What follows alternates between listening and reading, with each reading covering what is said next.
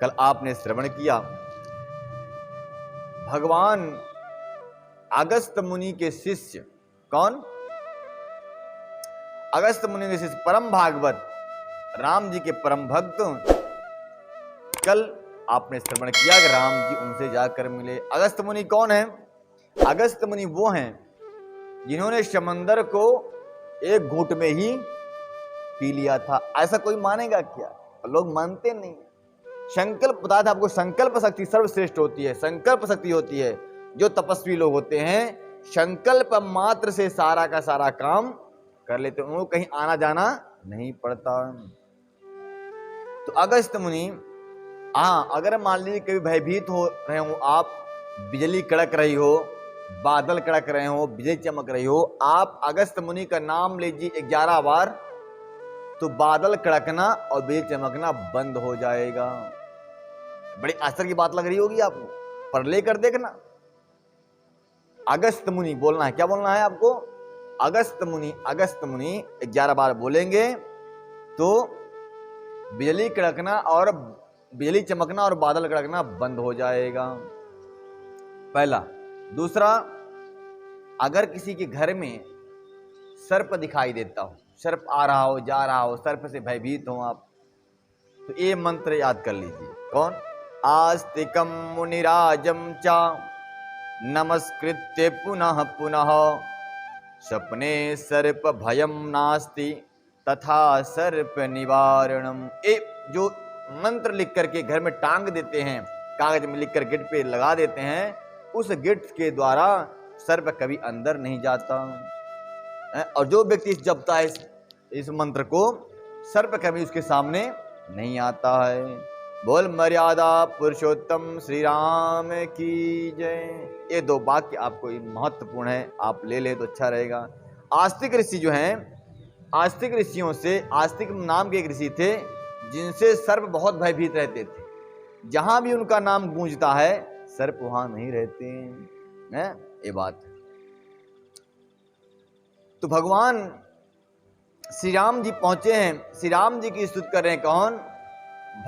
अगस्त मुनि के शिष्य क्या कहते हैं कि निर्गुण सगुण विषम रसम रूपम ज्ञान गिरा गोतीत मनूपम अमल अमलम अखिलम बदमम पारम नौमि राम भंजन महिभारम। अगस्त मुनि के ऋषि कहते हैं, निर्गुण स्वरूप परमात्मा श्री राम जी, आप निर्गुण है, सगुण है, सम रूप से विराजमान हैं। वेद की वाक्य भी आपको नहीं पा सकती क्योंकि आप इंद्रियों से परे हैं, आप मन बुद्धि तत्व अहंकार से परे हैं। बड़े बड़े वेद शास्त्र आपकी तो वर्णन तो करते हैं परंतु यथार्थ वर्णन नहीं कर पाते। आपको बताया था मैं पहले कि किसी युग में भगवान को भजा वेदों ने कि भगवान नारायण हो, चतुर्भुज रूपधारी हो। किसी ने कहा, किसी वेद ने कहा कि शांताकारम भुजग शयनम पद्मनाभम सुरेशम विश्वाधारम गगन सदृशम मेघवर्णम शुभांगम। ऐसा किसी वेद ने कहा तो फिर भगवान ने दूसरा रूप धारण कर लिया। कौन सा? बोले कच्छप रूपधारी है, कछुआ का रूप धारण कर लिया। फिर किसी वेद ने कहा अरे प्रभु आप तो कच्छप रूपधारी हो, तो भगवान ने फिर पुनः नरसिंह का रूप धारण कर लिया, बावन का रूप धारण कर लिया। और वेद चकरा गए, ये तो अनंत रूप है, इनके क्या क्या वर्णन करें। तब नेत नेत करके प्रणाम करने लगे। लास्ट में क्या? भगवान आप तो राम भी हो, आप कृष्ण रूप में हो, अनेकों रूप हैं इनके, यानी कि विषम सम रूपम ज्ञान गिरा गोतीत अनुपम। ज्ञान से परे हो आप, ज्ञान के द्वारा भी आपको जाना नहीं जा सकता, क्यों ज्ञान को भी तो पैदा करने वाले आप ही। सर्वप्रथम जब शिक्षा चली, शिक्षा शब्द बने तो पहले क्या बना? ओम। ओम से 3 मात्राएं बनी, आ उ और मा। आ उ और मा से जब ये तीनों इकट्ठे हुए तो ओम बन गया। अब सोचे अब क्या करें, रचना करें विद्या का। भगवान शिव जी ने डमरू बजाया कैलाश में तांडव करते हुए, 14 बार डमरू बजाया, 14 सूत्रों की उत्पत्ति हुई। सूत्र समझते हैं ना? अब आपकी भाषा में क्या बोलते हैं पता नहीं, हमारे पास सूत्र बोलते हैं। चाहे मैथ हो, मैथ में सूत्र चलता है, चाहे साइंस हो, साइंस में सूत्र लगता है, और हमारे संस्कृत व्याकरण में सूत्र तो लगता ही है। शायद संस्कृत व्याकरण से ही सारी विद्याओं का प्रचलन हुआ। उन्हीं 14 सूत्रों से विद्या की उत्पत्ति हुई। तो पहले सर्वप्रथम क्या बना? बोले का, खा, गा, घा, अंगा। ये का से लेकर ज्ञा तक जो रोज पाठ करता है, रोज बोलता है, मानो वो वेदों का पाठ कर लेता है। एक काखा गाघा अंगा जो है ना, 26 अक्षर का जो शब्द है, ये वेद ही है। ये अगर किसी को नहीं आया तो कुछ नहीं आएगा, नाम लिखना भी नहीं आएगा। क्या है? ये वेद है। तो कहते हैं ज्ञान गिरा, वो ज्ञान जो आपसे उत्पत्ति हुई है जिसकी, वो क्या आपका वर्णन कर सकता है? नहीं कर सकता। और अखिल ब्रह्मांड नायक अनंत परमात्मा, दोष रहित संपूर्ण विश्व को धारण करने वाले, पृथ्वी का भार उतारने वाले, हे प्रभु नय मीरा भंजन मही भारम, ऐसे पृथ्वी के भार को हरण करने वाले राम को मैं नमस्कार करता हूं, प्रणाम करता हूं। ऐसा अगस्त मुनि के ऋषि कहते हैं। भक्त कल्प पादप आराम, तर्जन क्रोध लोभ मद काम, अति नागर भव सागर से तू, त्रातु सदा दिन कर कुल के तू, त्रातु सदा दिन कर कुल के तू। भक्त कहते हैं भगवान, जो भक्तों के लिए कल्प वृक्ष के बगीचे हैं, कौन? बोले राम जी। जो भक्तों के लिए कल्प वृक्ष के रूप के समान बगीचे हैं, और उस कल्प वृक्ष के सामने रहने से, यानी भगवान के सामने रहने से, काम, क्रोध, लोभ, मोह, मद, मत्सर, इस सब का दमन अपने आप हो जाता है। ऐसे परमात्मा इंद्रियों से अतीत, सबको काम, क्रोध, लोभ आदि को डराने वाले हैं, अत्यंत ही चतुर, और संसार रूपी समुद्र से तारने के लिए सेतु के समान है। सेतु मतलब होता है पुली, और सत्तू मत समझ लेना, सत्तू खाने वाला, वो मत समझ लेना। सेतु मतलब होता है पुल। संसार समुद्र से तारने के लिए ये भगवान राम क्या हैं? बोले पुल के समान हैं, और वे सूर्य कुल की ध्वजा श्री राम जी सदा मेरी रक्षा करते रहें। यह भक्त कह रहा है। अतुलित बल भुज प्रताप बल धाम, कलिमल विपुल विभंजन नाम। वाह, क्या बात है! भक्त कह रहे हैं कि परमात्मा आपका बल अथाह है, अतुलित बल है। आपके भुजाओं का बल सारे ब्रह्मांड को हिला सकता है, और कलिमल विपुल विभंजन नामा, संसार के भय को मिटाने के लिए क्या है? बोले आपका बाहुबल, संसार को डगमगा देने वाला, संसार को हिलाने वाला आपका बाहुबल है। और आपके भक्त के अंदर बैठे हुए शत्रुओं को हिलाने के लिए, शत्रु मतलब काम, क्रोध, लोभ, मोह, आपके भक्त के अंदर बैठने वाले शत्रु हैं, उनको पराजित करने वाला क्या है? बोले नाम, आपका नाम। कौन सा? बोले राम नाम। राम का नाम जो है, जो राम का नाम है, वह शत्रुओं का विनाश करने वाला है। धर्म बर्म नर मद गुण ग्राम, संत सनो तनो तुम नाराम। भारी पापों के बड़े से भारी पापों को नाश करने वाला, जो धर्म के कवच रक्षक हैं, वो जिनके गुण समूह आनंद देने वाले हैं, वे राम जी निरंतर मेरे कल्याण का विस्तार करते रहें, यानी कल्याण करते रहें। यद्यपि बिरज व्यापक अविनाशी, सबके हृदय निरंतर वासी, तदपि अनुज श्री सहित खरारी, बसतु मनसी मम कानन चारी। भक्त कहते हैं प्रभु, यद्यपि आप बहुत व्यस्त हैं, बहुत बिजी हैं, फिर भी यद्यपि आप निर्मल व्यापक अविनाशी हैं, फिर भी आप अपने भक्त के हृदय में निरंतर वास करते रहते हैं। कभी भी उस हृदय को छोड़कर जाने वाले नहीं हैं, निरंतर वास करते हैं। और इतना नहीं, यद्यपि अनुश्री हित खरारी, बसतु मनस मम कानन चारी। ये बड़ी सुंदर चौपाई है। इस चौपाई को भक्तों को हमेशा गायन करना चाहिए। कौन सी, एक बार और बोल देता हूं इसको। यद्यपि विरज व्यापक अविनाशी, सबके हृदय निरंतर वासी। सबके हृदय मतलब समस्त चराचर जीव, चाहे जड़ हो चाहे चैतन्य हो, शव के हृदय में वास करने वाले कौन है? राम जी। निरंतर वास करते हैं, कभी छोड़ते नहीं उसको। और जिस दिन छोड़ दिए तो लोग कहते हैं ये तो डेड बॉडी हो गया, अब इसकी कोई कीमत नहीं, हटाओ हटाओ, ले जाओ घर से बाहर, जलाओ जलाओ जलाओ। जब तक राम वास करते हैं तब तक आपकी लोग कीमत करते हैं।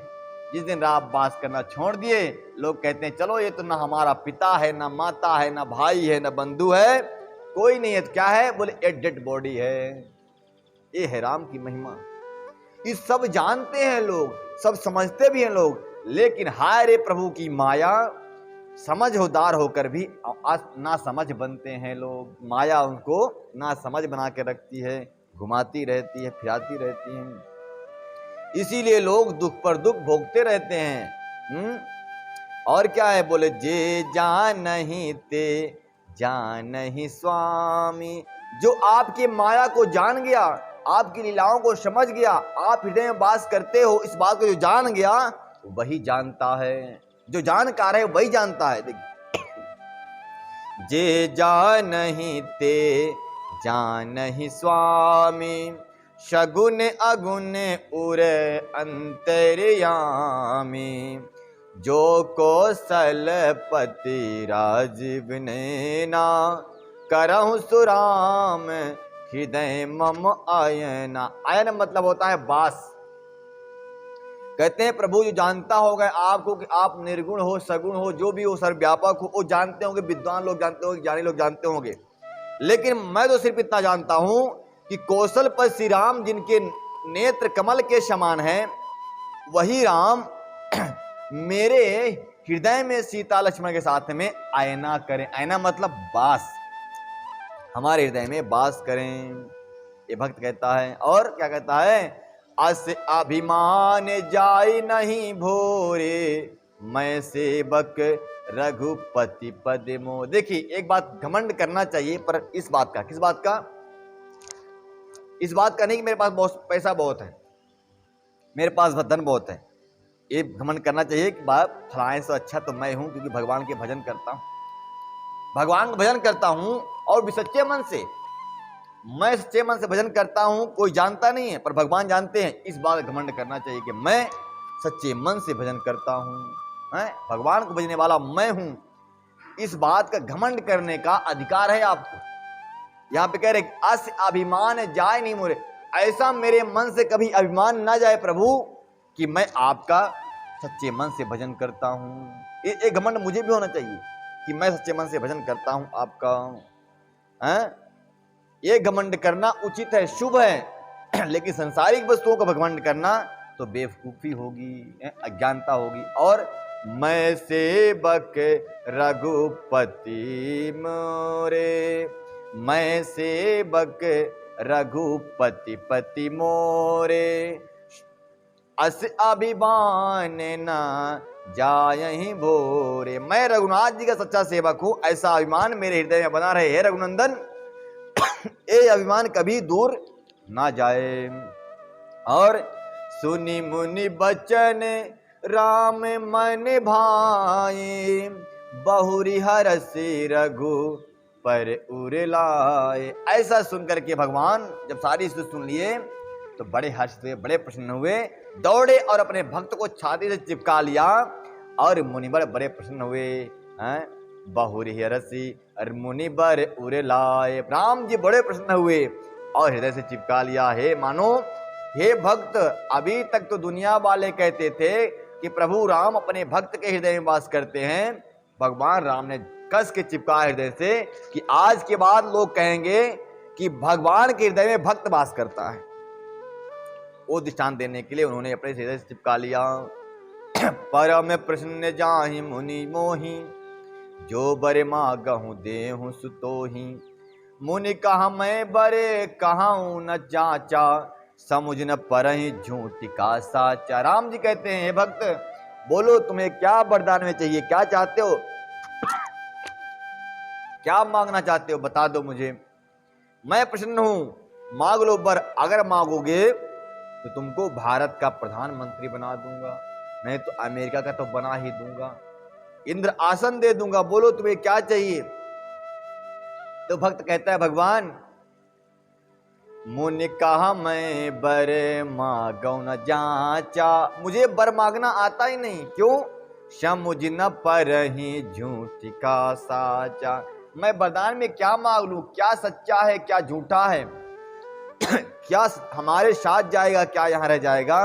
हे भगवान इस बात से मैं अपरिचित हूं, तो मैं क्या मांगू। तुम ही के लागो रघुराई, सो मोहि देहूं दास सुखदाई।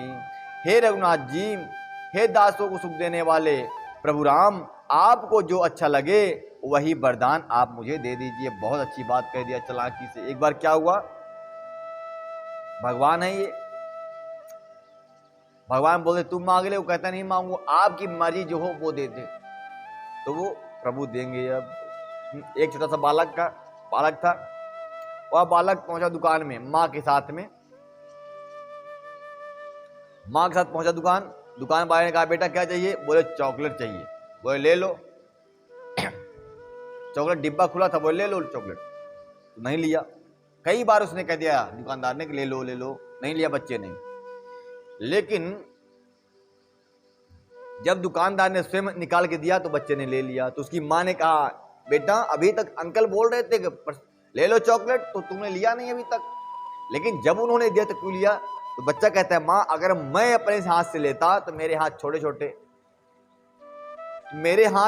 हैं, तो इसलिए थोड़ी सी चॉकलेट मेरे हाथ में आती, अंकल ने दे दिया तो मेरा तो पूरा थैला भर गया। उसी प्रकार से भगवान जब कहते हैं कि वर मांग ले, वरदान मांग ले, तो संसारिक लोग अपने छोटी बुद्धि के कारण छोटा सा वरदान मांगते हैं। लेकिन अगर वो ये कह दे कि नहीं प्रभु जो आपकी इच्छा हो अपने हिसाब से आप दो, तो भगवान क्या है, बोले सारे ब्रह्मांड को बनाने वाला, सारी सृष्टि को चलाने वाला, और वो जब वो देगा तो मेरे प्यारे तुझे संभाला नहीं संभलेगा। अब व्यक्ति मांगेगा तो अपने दिमाग से, उसी दिमाग बोले क्या, तो बोले मुझे भगवान अच्छा सा पति मिल जाए, पत्नी मिल जाए, बेटा मिल जाए, घर मिल जाए, द्वार मिल जाए। अरे प्रभु इतना मांग लेगा, जब प्रभु देंगे, प्रभु ने एक बार अपने हाथ से दे दिया तो जीवन में तुम्हारी 7 पुस्ती को या 21 पीढ़ी को कभी किसी से मांगने की आवश्यकता ही नहीं पड़ेगी। भगवान ने राजा बलि को जो दिया, प्रहलाद आए तो उनको मांगना नहीं पड़ा फिर उसके वंश में। इसलिए ऐसा कुछ मांगो प्रभु से कि आपकी पीढ़ी दर पीढ़ी को कभी कुछ मांगना ही ना पड़े। प्रहलाद जी आए, प्रहलाद जी के पुत्र जी बाली आए, उनके भी पुत्र आए, उनको कुछ मांगना पड़ा ही नहीं, प्रभु हमेशा उनके रक्षक बने रहे। क्यों, क्योंकि तेरा भक्त था, दादाजी तुम्हारे भक्त थे, इसलिए हे नाती मैं तेरे भी रक्षा करूंगा। ऐसा होना चाहिए। भगवान ने कहा मांग लो, उसने कहा प्रभु नहीं मांगूंगा, जो तुमको अच्छा लगता है वो दे दो। अबिरल भगत बिरत विज्ञाना, देहु सकल गुण ज्ञान निधाना, देहु सकल गुण ज्ञान निधाना। रामचंद्र जी ने कहा हे मुने तुम प्रगाढ़ भक्ति वैराग विज्ञान और समस्त गुणों का ज्ञान के निधान हो जाओ, वैज्ञानिक बन जाओ आप। अब ये राफेल की रचना करेंगे, अनेक मिसाइल बना देंगे, विज्ञान से युक्त वैज्ञानिक। अरे वैज्ञानिक इनके पिता भी थे ना, गुरुदेव थे, कौन, जिन्होंने समुद्र को सोख लिया था। आज तक कोई ऐसा वैज्ञानिक नहीं हुआ जो समुद्र के खारे पानी को मीठा पानी बना दे। बना सकता कोई नहीं बना सकता। कितना यंत्र डालेंगे उसमें, आरओ लगाएंगे खारा पानी ठीक करने के लिए, तो आरओ भी हाई क्वालिटी का होना, वहां पूरे खारा है वहां। आज तक कोई विज्ञान में ताकत नहीं आई कि उसकी हलचल को ठीक कर दे, समुद्र की हलचल को। समुद्र में एक बार क्या हुआ, प्रभु भगवान विष्णु समुद्र में शयन कर रहे थे, तो माता पार्वती। पार्वती से प्रभु ने कहा थोड़ा सा देवी थोड़ा खुजला दो, पीठ में खुजली हो रही मेरे। खुजाने लगी उन्होंने, बोले और तेज से। देवी जी नाराज हो गई, बोली तुम्हारे पीठ में पत्थर घिसना पड़ेगा तब जाके खुजली ठीक होगी। बोले हाँ देवी ठीक कहा आपने। तो भगवान ने कच्छप धारण किया और फिर अपने पीठ की खुजली को शांत करने के लिए मंदराचल को अपने पीठ पर घुमाया।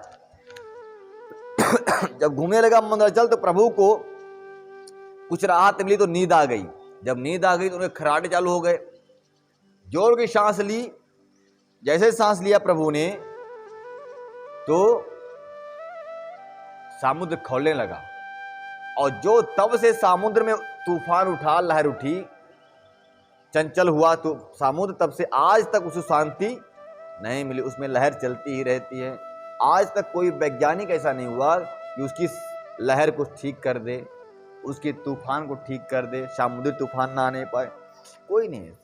तो ये वैज्ञानिक बने कौन?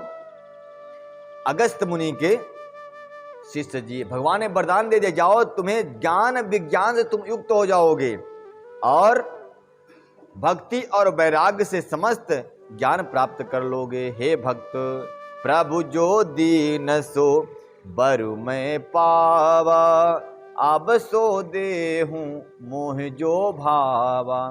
तब मुनि बोले, प्रभु जो वरदान दिया हुआ तो मैंने पहले ही पा लिया, अब मुझे जो अच्छा लगता है वह दे दीजिए। अब भक्त मांग रहे हैं, भाई क्या मांगे पता नहीं। अनुज जान की सहित प्रभु चाप बाने धरे राम, ममहिय गमन इंदु इव बसहु सदा निहकाम। भगवान ने भक्त को मांग लिया, हे प्रभु, भगवान ने कहा तुम्हें ज्ञान विज्ञान से युक्त हो जाओगे, तपस्वी हो, भक्ति तुम्हें प्राप्त होगी। भक्त कहता है, प्रभु ये तो पहले से मेरे पास ऑलरेडी है, अभी क्या दे रहे हो? देने में कंजूसी कर रहे हो, अब मुझे दो जो मैं मांगता हूं। तो बोल दिया कि हे प्रभु, मुझे वह वरदान दे दीजिए कि अब आप मुझे जो अच्छा लगता है। क्या बोले? सीता राम जी लक्ष्मण जी धनुष बाण को धारण करके मेरे हृदय में वास करते रहें। राम लखन सीता सहित हृदय बसहु सुरभू। मांग लिया वरदान। ऐसा चालाक भक्त होना चाहिए। हमारे हृदय में रहोगे तो एटीएम की तरह काम होता रहेगा। जब इच्छा पड़ी प्रभु छाती खोले, प्रभु हमारा काम है बना दो जल्दी से, तो प्रभु के हाँ ठीक है चलो बना देते हैं। एटीएम की तरह हाथ डालो निकालो, प्रभु के यहाँ रखो, प्रभु पूजा करना है आप तुलसी में नैवेद्य लगाओ। ऐसे ही भक्त होना चाहिए, प्रभु को अपने छाती में रखे, हृदय में धारण करे, और जब जरूरत पड़े तो निकाल के रखे सामने और पूजा करना शुरू कर दे। ये प्रभु की बड़ी विचित्र लीला है। भक्तों की लीला बड़ी अपरंपार है। भक्त प्रभु को अपने बस में कर लेते हैं, और जब जहां बुलाते हैं तब तहां भगवान आ जाते हैं। लोग कहते हैं, भगवान पंडित जी गेट खोलो, मुझे पूजा करना है। अरे राम राम, ऐसी भक्ति करो कि प्रभु ताला से बाहर आ जाएं और आपकी पूजा को स्वीकार कर ले। एक बार क्या हुआ, एक भक्त, अब सारी कथा भक्त की, जाति का मुसलमान, नाम रसखान। रसखान जी एक बार पान खाने के लिए किसी दुकान में पहुंचे। मैं क्योंकि मुसलमान लोग बहुत पान खाते हैं, आप लोगों ने देखा होगा। पान खाने के लिए पहुंचे, देखा एक छोटा सा बालक की छवि खड़ी है, छवि है दुकान पे लगी हुई है, पर वो उबेने पांव है, देखने में बड़ा सुंदर, घुघराले बाल है, मोर पंख धारण किया हुआ, मोर मुकुट धारण किया हुआ है। रसखान जी का दिल द्रवित हो गया, रोने लगे। बोले, ए पान वाले, तू पान मुझे बाद में खिलाना, पहले बता दे यहाँ पे कोई जूती मिलती है कहीं क्या? बोले, जूती क्या कहे भाई, पान खाने आया जूती खाने आया? नहीं, बोले जूती खाने आया, मैं पान तो खाऊंगा, पहले इस लल्ला के लिए मुझे जूती लाना है। बोले, किसका बालक है ये, उबेने पांव क्यों खड़ा है, देखने में तो राजकुमार लगता है। पान भाई ने बोला, हाँ है तो राजकुमार ही। बोले, ये कहाँ रहता है? बोले, इसका पता तो मुझे ठीक से मालूम नहीं, पर लोग बोलते हैं वृंदावन में रहता है। तो बोले, अच्छा तो उबेने पर रहता है? बोले, हाँ। तो बोले, मैं इसके लिए जूती बनवाऊंगा और जूती लेके जाऊंगा। तो चरण पादुका लेकर सिर पर, चरण पादुका लेकर सिर पर, पूछ रहे रसखान, बताओ कहाँ मिलेंगे श्याम, बताओ कहाँ मिलेंगे श्याम। वो नन्हा सा बालक है, श्यामरी सी सूरत है, बार घुघुराले उसके पहनता मोर मुकुट है। ऐसी अनेकों प्रकार की चर्चाएं करते हुए रसखान पहुंचे बिहारी जी के मंदिर में। मंदिर के आगे जहां तहां पूछने लगे, जहां तहां कोई बताता कन्हैया वो बालक मिलेगा निधि वन में, कोई कहता वृंदावन में, कोई कहता यमुना के तट पे, कोई कहता बिहारी जी के मंदिर में। रसकान जी थक गए, शाम हो गई, रात हो गई। अब बोले हे गोविंद, अब मैं इस जूती को सामने रख करके अब इसी में आपको ध्यान करूंगा। अब रसखान जी बैठ गए बिहारी जी के मंदिर में। अंदर जाने लगे तो पंडितों ने रोक दिया, अरे मुसलमान हो, तुमको अंदर नहीं आना, वर्जित है, मना है तुमको अंदर ना, प्रवेश मना है मुसलमानों का मंदिर के अंदर जाना। बैठ गए डेरी पर। रात में मध्याह्न 12 बजा। रसगान जी रो रहे थे, प्रभु नहीं मिलोगे तो मैं पान नहीं खा पाऊंगा। अब 12 बजे रात हुई तो एक पांव की झनकार, पायल की झनकार सुनाई दी रसखान जी को। और रसखान जी को सुगंध बड़ा प्रिय था तो इत्र की सुगंध भी आने लगी। देखा इधर कोई दिखता नहीं, इधर उधर देखते हैं कोई दिखता नहीं, और सामने नहीं देख रहे कि जूती पहन चुका है वो। देखे जब सामने नजर पड़ी तो ठाकुर जी महाराज वही जूती के पास खड़े हुए थे। साक्षात दर्शन हुआ, निहाल हो गए रसगान।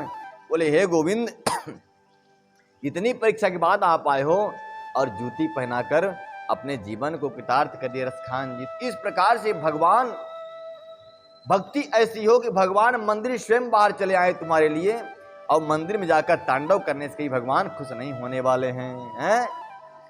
मंदिर में जाकर तांडव करोगे, पंडित जी मेरे लिए दरवाजा खोल दो, गेट खोल दो, ताला खोल दो, मुझे पूजा करना है। अरे तुम्हारी यह पूजा तो किसी काम की नहीं। तुम्हारा ये प्रसाद भी व्यर्थ गया, समय भी व्यर्थ गया, और तुम्हारा ये मनुष्य शरीर भी व्यर्थ हो गया। अगर तुम्हें ऐसा लगता है कि भगवान के लिए आपको दरवाजा खोलना पड़ेगा, अरे भगवान को तो भक्त अपने हृदय में आवाहन कर लेता है, बुला लेता है, और जरूरत पड़ने पर प्रकट करके सामने पूजा कर लेता है। फिर बोलता है प्रभु आप चले जाओ अंदर। एटीएम की तरह भगवान है, एटीएम की नोटों की तरह भगवान है। जब चाहो तब बुला लो, और जब चाहो तो अपने हृदय में छुपा लो। ये सच्चा प्रेमी भक्त की कथा है। तो भगवान के सामने आने के लिए तैयार है। लोग यूं ही जाकर मंदिरों में तांडव करते हैं भाई, है? ये नहीं, सच्ची भक्ति कथा नहीं हो सकती। बोल वृंदावन बिहारी लाल की जय, मर्यादा पुरुषोत्तम श्री राम की जय। आज की कथा यहीं तक, कल और कथा इससे आगे चलेगी। तब तक के लिए जय जय श्री राधे श्याम।